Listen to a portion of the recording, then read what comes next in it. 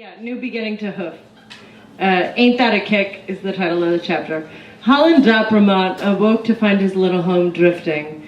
Through the bare window above his bed, he watched the fog churn past, creating the disquieting impression that the house had shaken loose of the ground and was sliding smoothly toward the cliff's edge. It was late, almost 2 a.m. Something had yanked him from sleep, a noise, screeching brakes. He heard the absence of sound, the utter quiet that comes in the wake of a loud noise. Goddamn nightmares. He couldn't remember the details of this one, but black dreams had plagued him lately. He was getting pissed off at his brain for putting him through this night after night. He watched the fog swirl. It was the kind of heavy, low-down fog that sometimes crept up the cliffside from the ocean's surface to cover the ranch like a damp blanket. The movement was hypnotic, and he curled onto his side and nuzzled his cheek into the pillow, hoping to sink back under. Searing pain from his bursitic shoulder sent him sprawling on his back. You'd think a body would remember its limits. But what if it wasn't a dream? There'd been screeching brakes, maybe followed by a loud thump. He wasn't convinced of any of it. His mind felt unmoored. But what if... God damn it to hell. Holly sat up, feeling all of his 59 years plus a few. Squinting in the low light, he identified the whitish blob of his robe among the clothes on the floor and gingerly wrapped it around his body. Some uninvited critter had Swiss cheesed the right sleeve. His thumb snagged on a loose string and pushed until it snapped. He tugged cowboy boots onto his bare feet. Flicking on the porch light, he opened the front door to a world of milk. He had maybe 10 feet of visibility. He turned the light back off and his view extended to 20. Hello, he called. Somebody out there? The fog whispered. Behind the house he heard his string horses shuffling in the corral, their tranquil nighttime sounds, and beyond that, very faintly, waves hitting shore. He peered into the airborne sea. Through the shifting shapes, he spotted a glow on the highway. That could be headlights. It had to be headlights. What else was there? They weren't moving. Then he was off the porch, hustling down the driveway to the frontage road, his wooden boot heels clopping on asphalt, the fog billowing around him, dampening his cheeks. He cinched his robe tighter around his sizable gut. The moisture still crawled up his thighs and shrank his balls. His teeth chattered. The cold air burned his lungs. He stopped for a moment, gripped his knees, and huffed for breath. A ridiculous spectacle he was making, a half-naked old man charging down the road in his robe. Road in his robe, chasing bush... Fucking A. I cannot read what I wrote. I wrote, a half-naked old man charging down the road in his robe, chasing bogeyman. But the glow got him moving again. Where the frontage road intersected with Skyline Boulevard, his little stretch of Highway 35, he met out the bulky outline of an SUV facing away from him, backlit by the glow of its own headlights. He smelled eucalyptus and gasoline. Holly squinted left and right. If someone came flying along right now, he was dead meat. Sucking air, he broke into his creaky-ass version of a sprint. He made it across the northbound lanes and stumbled over the thatch of ice plants blanketing the center divider.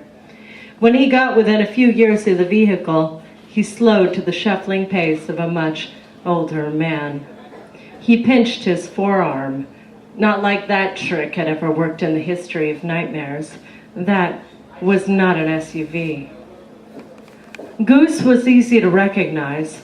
So named for the large white marking on her face shaped like that bird. She sprawled on the hoof of a sedan, her front hooves extended Superman style like she tried to fly over it. Her head drooped between her knees, lips stretched as if reaching for a carrot. Some edge of the car had torn open her belly, and a streaming braid of intestine looped over the rear window in a cascade of blood. Holly moved unwillingly toward the driver's door. The asphalt felt gummy under his boots, and he did not look to see why. The impact had accordioned the hood, and shattered the windshield. Part of the horse had somehow made it inside, but it was impossible to see things clearly between the darkness and Holly's mind not wanting to comprehend, willing this to be anything other than what it was. A white man in his 30s gripped the steering wheel at 10 and 2 o'clock, eyes open, mouth shut. He looked clean. For some reason, Holly noticed the floral print tie and the unblemished white shirt, just that stupid detail. He wore a watch and a ring, and he was not moving. Holly tried the door, but it was locked. He didn't know what to do. Nothing seemed correct, so he rapped on the window. The young man blinked and slowly licked his lips. Holly yelled, didn't even know what. He beat the window with his fists, but the driver wouldn't turn his head or release the steering wheel. He would not unlock the door. That was when Holly peered beyond him to the passenger side. He finally registered what was there. Goose's hind leg had shot through the windshield and lodged in the forehead of an elderly woman, now very dead. Folds of braid glistened around the hoof. Her eyes and mouth were open wide, a look on her face of exaggerated surprise, almost joyful, like she just won Publishers Clearinghouse. Like Ed McMahon was standing there with a cardboard check bigger than her body. Cherries painted the dissipating mist red and blue. One ambulance, 2 cop cars, a fire truck, a coroner's van, a dump truck, and a crane. Holly stood outside the barricade, not because he wanted to watch, but because he knew he should. He'd met them in his robe, then slipped away to get dressed so he could at least look the officers in the eye. Vehicles accumulated behind the police line. Periodically, someone gunned over the planted divider to go back the way they'd come. When a cop jimmied the car door open, the driver stood upon his own. Officers stumbled backward like spooked horses. Apparently, they weren't expecting him to move. Paramedics rushed over, but the young man shrugged them off. He walked unassisted to the ambulance and climbed into the back without a word. They had a time extracting Goose's hoof from the old lady's head, and the sound it made when removed was something Holly wished to God he'd never heard and knew he'd never forget for a second. She left, needless to say, in the coroner's van. They lifted Goose off the car with the crane and dropped her messy corpse into the back of the dump truck. The city had ways of handling these things that Holly had never imagined. When a portly Filipino cop asked what he knew, Holly admitted that the horse was his. She'd been a dependable worker on his rent string for 3 years. No history of prior escapes. He checked the gate already, and it was properly chained. He had no clue how she'd gotten loose, but intended to find out. They didn't question him hard, but he figured they'd be back. By the time the highway reopened and everyone moved along, it was 4 a.m. Holly trudged out to his corral with a flashlight. The fog had risen to form a colorless gray ceiling, the air beneath it dark and clear. Now he circled the length of his corral, out to the crumbling edge of the cliff and back again. Suspicious of his late-night appearance, the horses huddled in clumps, their breath rising in puffs. Only a few bold souls approached to sniff him, their eyes glittering in the dark. He wondered if they could smell Goose's blood. At the southern edge of the corral, where ice plants grew thick beneath cypress trees and the tiny yellow flowers crowned the new spring weeds, he found the busted board, its spongy weed mulched in his grip, rotted through. The ground under his feet seemed to buck. Holly held on to the rickety fence for support. This was all his fault, his doing. Replacing the corral fence had been somewhere on Holly's to-do list for a couple of years, but had never made it to the top 10. It was expensive, and Golden Gate was barely making it. Plus, his horses knew where their food came from.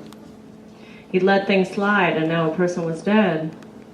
Holly could imagine the scenario. Goose, bored and gluttonous, leaned heavily on the fence while she stretched her neck to reach the tall weeds. The board snapped under her weight, and she slipped out. She was a young mare, energetic. He pictured her prancing and kicking her heels, thumbing her nose, so to speak, at the other horses. She must have gotten lost in the soupy fog. There were a couple of rusted-out barrels behind the fence, and Holly rolled one over to serve as a temporary blockade. Then he dragged his shivering ass back to the house. He normally chewed skull, but kept a carton of Camels in his linen closet for when he needed something different. Damn sure this was one of those times. While the coffee percolated, Holly sat at his kitchen table and slowly smoked. When the cigarette had burnt to his filter, he lit another. He pressed his eyelids with thumb and forefinger, and in that private darkness he saw hoof and brain soup.